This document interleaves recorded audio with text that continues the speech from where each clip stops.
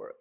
So when would a, say, new researcher or early career staff expect to be able to start leading their own research? Is a little different from that of natural science. Oh, okay. So you go for telling me about humanities first, and then Liang will tell us a bit more about the natural sciences. Okay.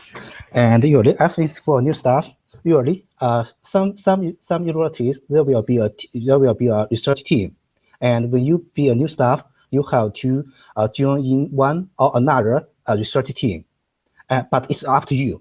If you want to be a simple or a happy, just a simple and happy teacher in universities, you can be do your own initiative to do your own research. You wouldn't join any other research teams, and as a social science researcher, I think funds and publications are more important than other things. And as for me, I think that when our social science PhD students join a university as a new staff, they usually will be about 2 years for the advance of tenure. And when you are a new staff, you got a PhD degree, you will also be the assistant professor, and there will be 2 years for you to advance to be an associate professor. If you are distinguished enough, you can finish it in 2 years or 3 years. And after you are an associate professor, I think you are more freely than as you are more free. You have more time to do your own research. At that time, maybe you can be a leadership. You can found your own research team. But before that, I think that the most important things are two. One is that you teach well to get the appraise from the students or other experienced teachers.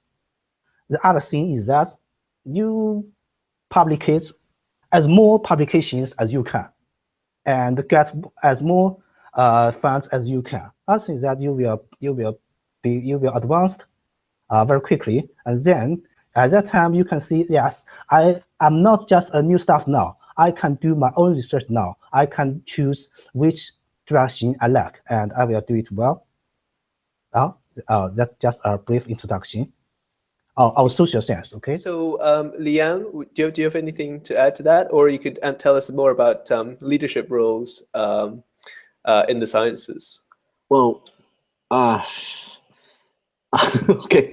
So for like fresh graduates, if you're just received your PhD, establish your own, like you start your academic career. So basically, in most cases, you will be affiliated with bigger groups. So in China, because the university is much bigger, it's really much bigger. So it has much more faculties than Western countries. Let me interrupt. That's a great question. A great thing actually to raise. Just how big is the average, top 50 university in China? Like, how many students? What are class sizes? So these practical things that in the day-to-day interaction. So for engineering, for my school, for example, that's pretty much average. So the class size is around 40 students for one class. Okay. And normally you have to teach, like you have to face 2 or 3 classes at the same time. So it's 80 to 120. So that's on the average. How many hours a week? Faculties, like, in my department, we have 260 electrical engineering faculties. That's a lot. Yeah, faculty. right. Yeah, wow. Right. That's a lot. So we have at least 5 different directions. We have groups already. So when you start in a top universities such as the Tsinghua or Peking universities, you have to getting started by being affiliated with established group. So that's pretty normal condition. After you get received, but you normally have a lot of freedom to work on whatever you want. So after you receive the tenure, it depends on your interests and some other factors, but not quite important.